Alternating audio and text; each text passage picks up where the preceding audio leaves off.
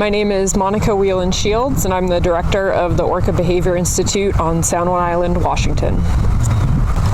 I first met the southern resident killer whales when I was 15, and it was love at first sight, and I knew that these were the whales that I wanted to study, these were the whales I wanted to spend time with and understand better, and that's where it all began. And I started coming up to San Juan Island, doing acoustics research out at Limekiln Lighthouse. I did my undergraduate thesis at Reed College on killer whale acoustic communication, and ended up moving to San Juan Island full-time to be near these whales. There are no other killer whales like the southern residents. They were listed as endangered because they're a distinct population segment, and their culture and their way of being is unique among all killer whales.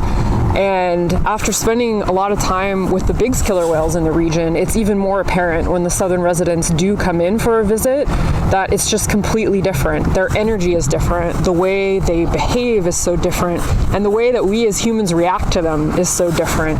There's this joy of all of us as we come together to see these whales when they do come into the area, and it's something that we've really lost a big piece of based on how much they're not here. We're doing behavioral research on both southern resident and Biggs killer whales in the Salish Sea, and one of the original motivations for our research was to look at how much things were changing here.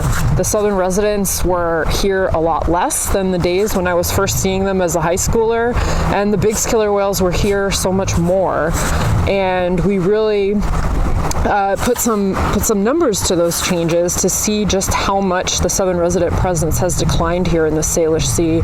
And there's a really strong correlation to their increasing absence here and the crashing of the Chinook salmon runs on the Fraser River that they used to come here to feast on. It's been a huge shift to not have the southern residents here. I came here to be near these whales, and now they've had to shift so dramatically what they're doing.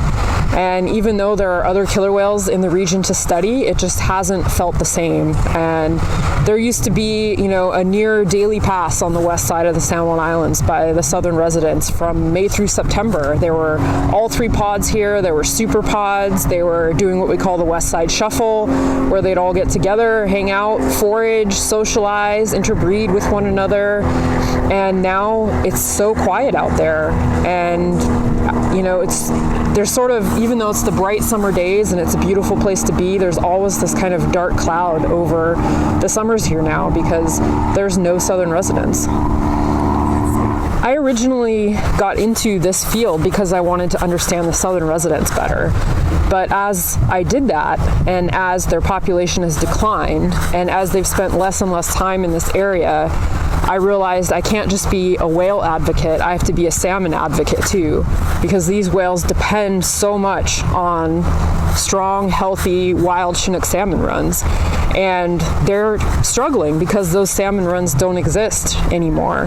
So in order to help protect the whales that I have come to love so much, I need to fight for the restoration of wild Pacific salmon to ensure that the whales can come back to this area and thrive, and that we can continue doing the research and documenting the whales in the way that we love so much. I always knew that salmon were important to the Pacific Northwest ecosystem and that they were a keystone species that so many other species relied on. But once I've witnessed here firsthand the importance that they have to the southern residents and the way that the entire ecosystem changes when the salmon aren't here, it has become really personal and it's become really emotional that I need these salmon to come back so that these whales can come back, and that our whole community that cares about the whales will have these whales in the future and we can share them with future generations. So I'm hugely invested now in salmon recovery because of my love for the southern residents.